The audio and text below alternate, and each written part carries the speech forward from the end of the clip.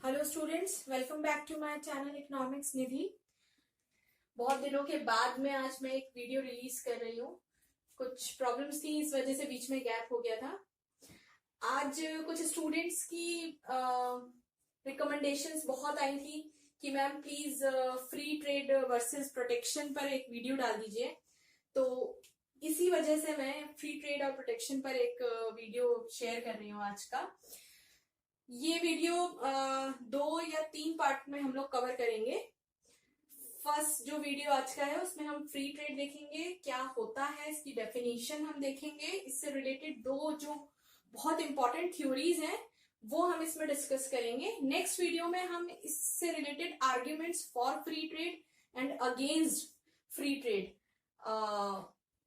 और प्रोटेक्शन के लिए, मतलब उसके पक्ष में और उसके विपक्ष में तर्क हम लोग देखेंगे। तो let's start today's topic.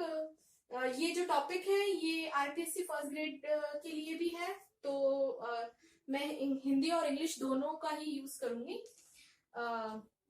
Let's start today's topic, free trade. देखिए, सबसे पहले तो ये समझने की जरूरत है कि what do you mean by the free trade. होता क्या है फ्री ट्रेड?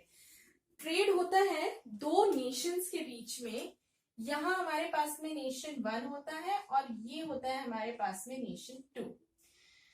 ट्रेड का मतलब है एक नेशन एक्सपोर्ट कर रहा है, यानी अपनी गुड्स और सर्विसेज को दूसरे नेशन में दे रहा है, निर्यात कर रहा है, और दूसरा नेशन जब इसकी दी गए एक्सपोर्ट्स को लेता है तो वो कहलाता है इंपोर्ट। यानी इस नेशन के लिए तो ये एक्सपोर्ट है और जो वस्तुएं या सेवाएं आ रही हैं उनका ये नेशन क्या कर रहा है? आयात कर रहा है, इंपोर्ट कर रहा है। तो सिमिलरली हमेशा ट्रेड दो नेशंस के बीच में होता है, तो दोनों के लिए जो है वो बेनिफिशियल ट्रेड होना चाहिए। ये फ्री ट्रेड की बेसिक नीड है। तो आइए देखते हैं क्या क्या चीजें हैं इसके अंदर। देखिए, free trade mean to say goods and services. In free trade goods and services can be freely imported from and exported to the rest of the world. तो ये एक बेसिक रिक्वायरमेंट है कि इसके अंदर क्या होता है, एक्सपोर्ट और इंपोर्ट पर कोई ड्यूटीज नहीं लगती, कोई टैक्स नहीं लगता है, कोई टैरिफ नहीं लगता, कोई कोटा नहीं लगता है। दो नेशन है आपस में फ्रीली ट्रेड कर रहे हैं और ट्रेड करने पर दोनों को जो है वो क्या हो रहा है, यहाँ पर ये अपना एक्सपोर्ट कर रहा है, इसको रेवेन्यू जनरेट हो रहा है, ये अपना इंपोर्ट कर रहा है, ये इसको उसके बदले में उसकी प्राइजेस दे रहा है। अब जो मेन इंपॉर्टेंट चीज है फ्री ट्रेड में वो ये होता है कि लिटिल बिट कंट्रोल होता है गवर्नमेंट का, या इंटरफेरेंस होता है गवर्नमेंट का। बेसिकली हम कहें तो न के बराबर गवर्नमेंट हस्तक्षेप करती है और इसी पॉलिसी को क्या बोला जाता है? लेजेस फेयर पॉलिसी बोला जाता है। नेक्स्ट जो इसकी एक बहुत ही अच्छा फीचर है फ्री ट्रेड का, वो है हमारे पास में परफेक्ट कंपटीशन। यानी कि यहाँ डिमांड और सप्लाई पर आपके पास कोई कंट्रोल नहीं रहता। एक मिनिमम प्राइस होती है, उसी पर आप एक्सपोर्ट करते हो, अपना स्पेशलाइजेशन करते हो, मैक्सिमम आप अपना आउटपुट करते हो, और उस मैक्सिमम आउटपुट के थ्रू जैसे ही आप एक्सपोर्ट करते हो तो सोशल वेलफेयर हो जाता है, क्योंकि मिनिमम प्राइस डिसाइड होती है। ऐसा कोई प्रॉफिट गेनिंग जो है वो यहाँ कोई उद्देश्य रहता नहीं है। दैट्स वाई हमने यहाँ पर 3 चीजें ली हैं। तो देखिए एक बार रिवाइज कर लेते हैं। फर्स्टली तो गुड्स और सर्विसेज का क्या होता है? फ्री इंपोर्ट और एक्सपोर्ट होता है फ्री ट्रेड में। सेकेंड चीज जो है वो है यहाँ लेजेस फेयर, यानी गवर्नमेंट का जो है वो बहुत नाम मात्र का मैं कहूँ तो इंटरफेरेंस रहता है। और थर्ड मेन इंपॉर्टेंट चीज क्या है यहाँ पर, कौन सी सिचुएशन होती है? परफेक्ट कॉम्पिटिशन की। तो ये 3 इसके फीचर्स भी कह सकते हैं आप, और ये 3 जो फैक्टर्स हैं वो हम इंक्लूड करते हैं फ्री ट्रेड में।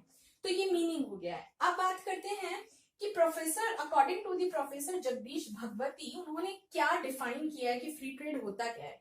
देखिए, उन्होंने बोला फ्री ट्रेड एक ऐसी सिचुएशन होती है जिसके अंदर एब्सेंस होती है।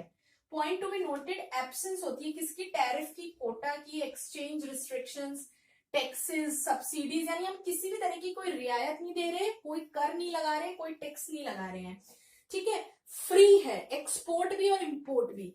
एक नेशन इजीली एक्सपोर्ट कर सकता है बिना किसी टैक्सेस के, बिना किसी ड्यूटीज के। दूसरा नेशन उसी वस्तुओं का आयात करवा सकता है, इंपोर्ट करवा करवा सकता है बिना किसी टैक्सेस के। तो ये हुआ उसका मीनिंग और डेफिनेशन। आइए देखते हैं कि फ्री ट्रेड से रिलेटेड कौन सी मेजर थ्योरीज दी गई हैं, उनके बारे में अब डिस्कशन करते हैं।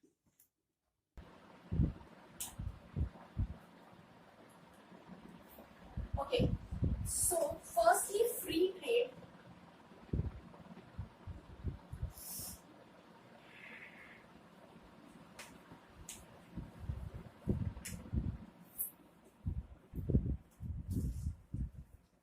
introduced by Adam Smith.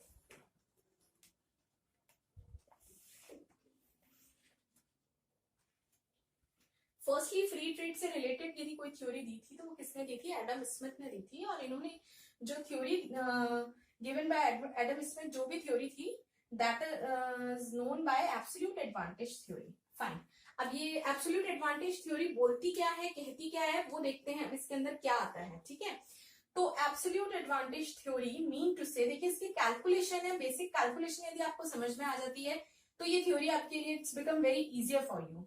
तो इसमें इन्होंने क्या बोला था, एक चीज बोली थी कि एक तो जो फ्री ट्रेड है उसके अंदर हमारे पास में म्यूचुअली बेनिफिशियल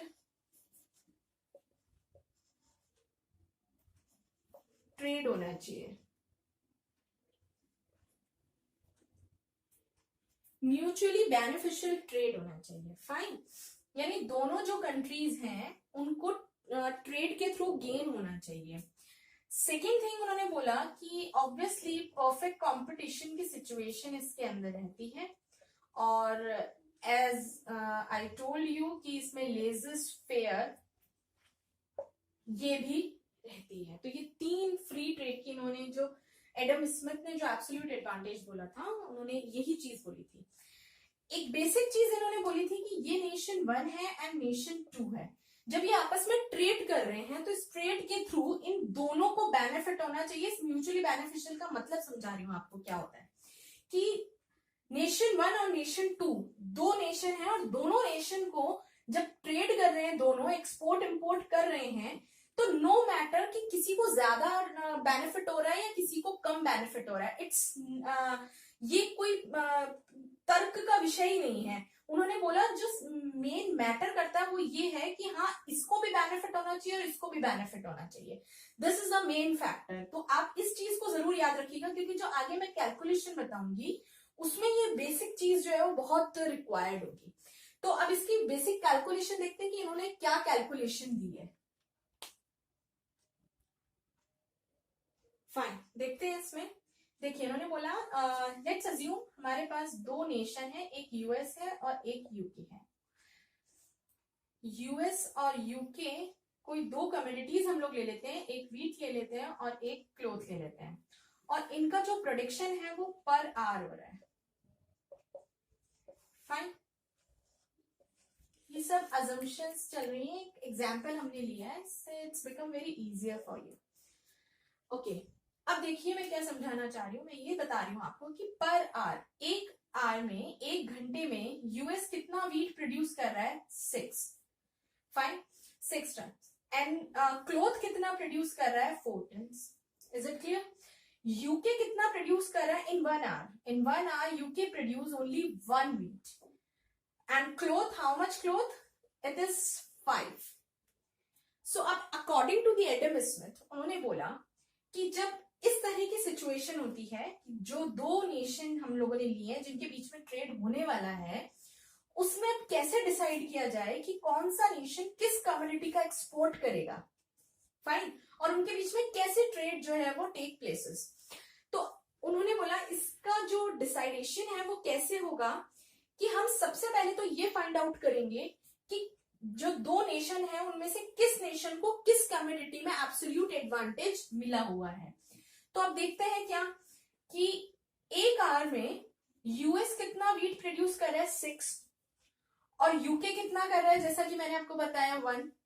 तो ऑब्वियसली व्हीट के प्रोडक्शन में एब्सोल्यूट एडवांटेज किसको मिला हुआ है? यूएस को। सिमिलरली क्लोथ में 1 आवर में यूएस कितना प्रोड्यूस कर रहा है? 4 सी, एंड यूके कितना प्रोड्यूस कर रहा है? 5। इट मीन टू से कि यूके को क्या मिला हुआ है यहाँ पर, एब्सोल्यूट एडवांटेज। फाइन, तो सबसे पहले तो हमें क्या फाइंड आउट करना है, एब्सोल्यूट एडवांटेज। आफ्टर दैट तो ये काम हमने कर लिया है कि एब्सोल्यूट एडवांटेज फाइंड आउट कर लिया दोनों कंट्रीज का। आफ्टर दैट अब हमको कराना है ट्रेड। अब जब ट्रेड होगा तो इक्वल ट्रेड होता है, ऐसा तो है नहीं कि मैंने जो है वो एक बोरी डायमंड दे दी है, बदले में एक बोरी जो है वो व्हीट की ले ली है, नहीं हो सकता। ठीक है, ये सीसी इकोनॉमी तो है नहीं, हमें सभी को मनी की वैल्यू पता है, तो ऑब्वियसली हम इक्वल ट्रेड कराएंगे। फाइन, तो यहाँ जो एग्जाम्पल लिया गया है वो एग्जाम्पल लिया गया है कि 6W इक्वल्स टू 6C के लिए हम लोग ट्रेड करा रहे हैं। फाइन, तो यूएस ने डिसाइड किया कि मेरा एब्सोल्यूट एडवांटेज व्हीट में है, तो I have to specialize in the production of wheat. ठीक है, मुझे किसका प्रोडक्शन में स्पेशलाइजेशन करना है, मुझे व्हीट के प्रोडक्शन में स्पेशलाइजेशन करना है, क्योंकि मेरे जो लेबर है, क्लाइमेटिक कंडीशंस हैं, वो सब उन सभी के थ्रू मैं व्हीट का प्रोडक्शन मैक्सिमम कर सकता हूं मिनिमम कॉस्ट में, तो ये मेरे लिए प्रॉफिटेबल होगा। ठीक है, इसी तरीके से यूके ने भी ये डिसाइड कर लिया है। तो देखिए यहाँ पे 1 आवर में, यहाँ यूएस की बात कर रहे हैं अभी हम, यूएस 1 आवर में कितना 6W प्रोड्यूस कर रहा है। फाइन, ओके, एंड 1 आवर में हाउ मच C, 4C। तो इट मीन टू से, ये सिर्फ यूएस की बात हो रही है, आपको समझ में आ जाएगा। हाफ एन आवर में कितना C प्रोड्यूस कर रहा है, 2C। फाइन, तो अभी यूएस की जो हम एक मान के चलते हैं कि यूएस की जो डोमेस्टिक डिमांड है, क्योंकि देखो व्हीट तो वो खुद ही प्रोड्यूस कर रहा है, तो इसके तो इसको इंपोर्ट कराने की जरूरत है ही नहीं।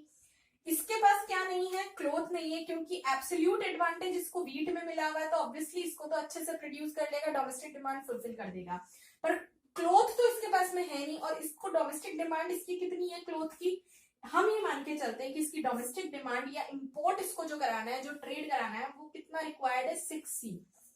ठीक है, तो अब ये देख रहा है यूएस कि मैं 6C कितने आवर्स में बना लेता हूं, यदि मैं डोमेस्टिकली प्रोड्यूस करता हूं, ट्रेड नहीं करता हूं, इंपोर्ट नहीं करता हूं, अपनी वो कॉस्टिंग बचा लेता हूं, तो मैं कितनी देर में कर लेता हूं। तो इसने देखो ये कैलकुलेशन निकल कर आई है कि 1.5 आवर में यूएस कैन प्रोड्यूस 6C, है ना, जो ये 6C इंपोर्ट कराने वाला था।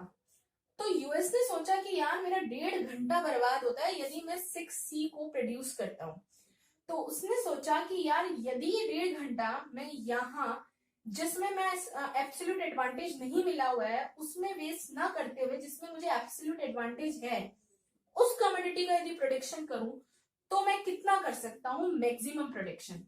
तो देखो उसने 1.5 घंटा, 1 आवर में तो वो 6W कर ही रहा था, और हाफ एन आवर यदि मैं और ऐड कर देती हूँ तो उसमें ये 3W और कर लेगा, तो टोटल इसके पास कितना हो गया, 9W। ये मैक्सिमम है, जब वो अपने सारे रिसोर्सेज सी से निकालकर व्हीट के प्रोडक्शन में लगा देता है, सारी man power, raw material, time, सब कुछ निकालकर जब वो स्पेशलाइजेशन करता है, तो उसका मैक्सिमम प्रोडक्शन कितना हो रहा है, 9W।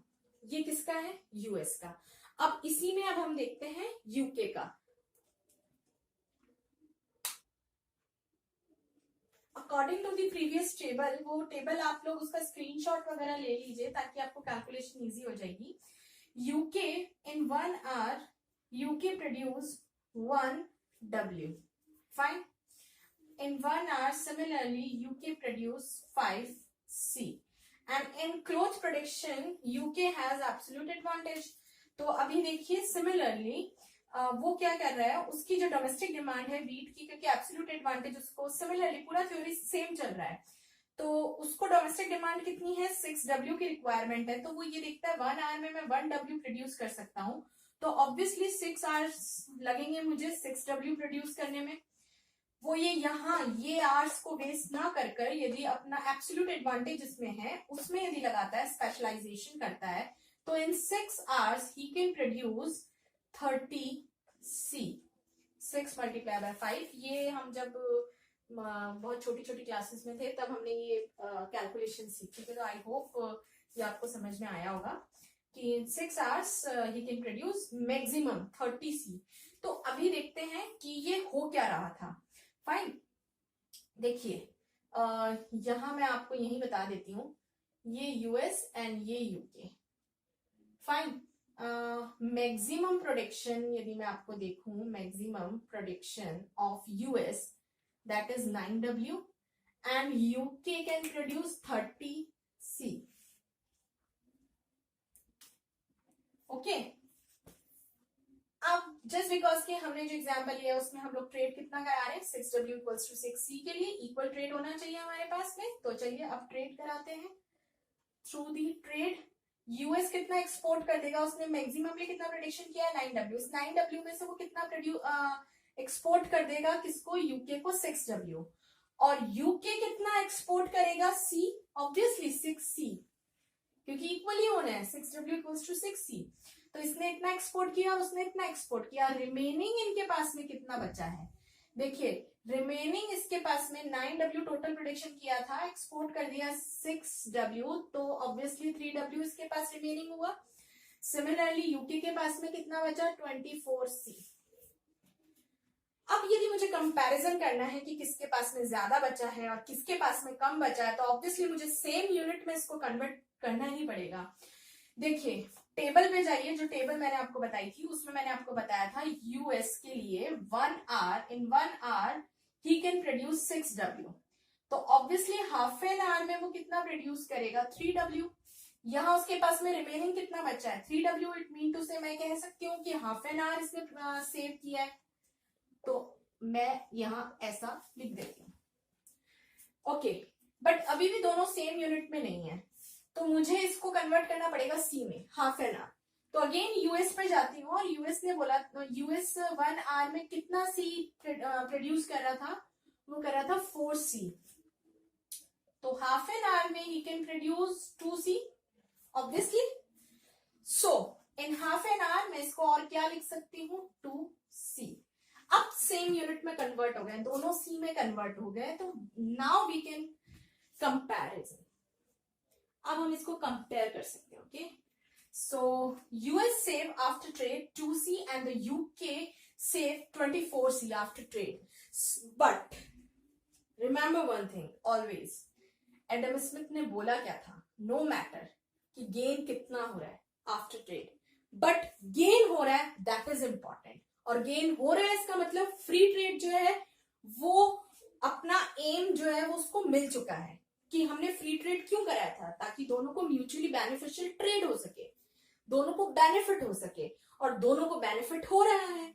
इससे तो कोई मतलब ही नहीं था, ये कहीं नहीं लिखा था कि किसी को कम हो रहा है किसी को ज्यादा हो रहा है, नहीं, पर दोनों को हो रहा है, सेविंग हो रही है, इनको प्रॉफिट हो रहा है, गेन हो रहा है। इट मीन टू से कि फ्री ट्रेड जो है वो इजीली हुआ है दोनों के बीच में, और अच्छे से हुआ है, इक्वली हुआ है। फाइन, तो ये थी एडम स्मिथ की थ्योरी। इसको यदि मैं आपको एक ही लाइन में बोलना चाहूं तो ये थ्योरी क्या बोलती है, according to the Adam Smith, trade between two nation is based on absolute advantage, and the meaning of this की for two nation to trade with each other voluntary, both nation must gain.